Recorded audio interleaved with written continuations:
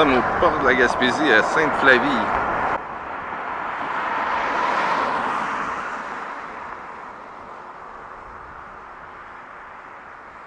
Belle œuvre pour annoncer la ville.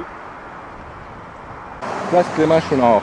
Fils de Pierre Chouinard et de Flavie Deschênes, Clément Chouinard est né le 28 octobre 1915, deuxième d'une famille de 12 enfants. Il épouse Cécile Beaulieu en 1940 et se voit confier la ferme de ses beaux-parents la même année. Père de 2 filles et de 9 garçons, la pêche occupe une grande place dans sa vie et il partage cette passion avec plusieurs de ses enfants.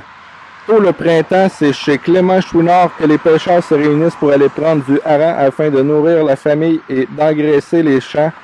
À la mi-juin, le hareng sert de boîte pour la pêche à la morue et au flétan. Peu avant son décès accidentel le 24 avril 1990, il raconte avec nostalgie comment un jour il a capturé un flétan d'environ 140 kg au large de Sainte-Flavie. De retour sur la terre ferme, les prises quotidiennes sont vendues et le reste est fumé, salé, bouilli ou congelé selon les besoins. Il n'est pas rare que Clément Chouinard distribue les surplus de ses captures aux gens du village, surtout aux plus infortunés. En plus d'être un habile pêcheur et de travailler sur sa terre, Clément Chouinard est aussi un homme politique. Élu conseiller municipal en 1948, il occupe le poste de maire de 1957 à 1979. La population flavienne se souvient de lui comme un être dévoué, accueillant et généreux. Donc la municipalité rend hommage en nommant une place à son honneur qui fut inaugurée le 23 juin 1996. On est présentement au quai de Sainte-Flavie, juste à l'entrée de la municipalité. On a quand même une belle plage. Dire qu'on est venu 2 années de suite en Gaspésie, qu'on n'était jamais arrêté au quai de Sainte-Flavie.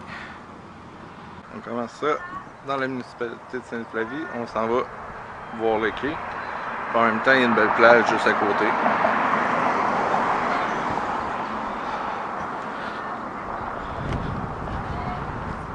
Je parle de la place. De la plage en fait. Sinon, en arrivant sur le quai,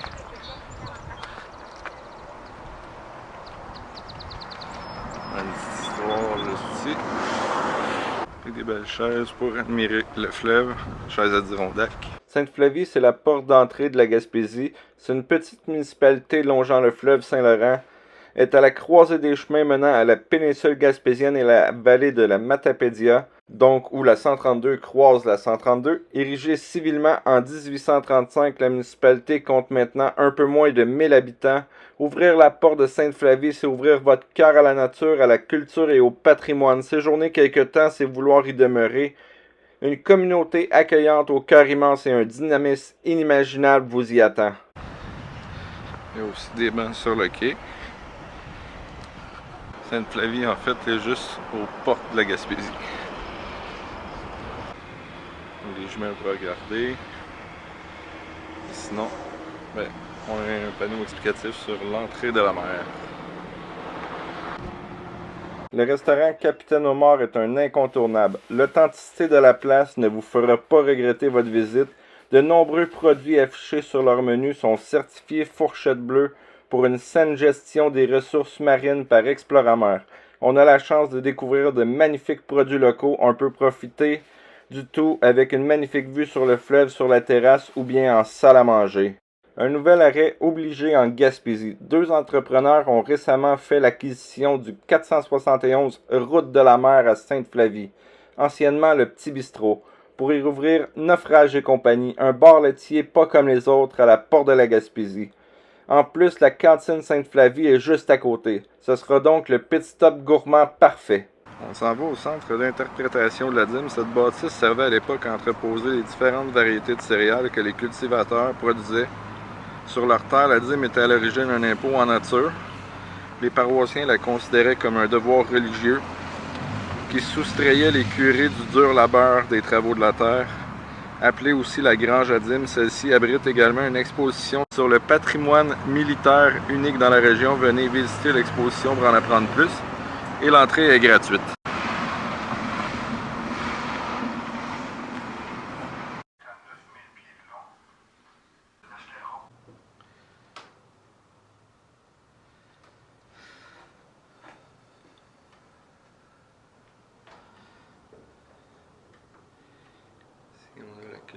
céréalière.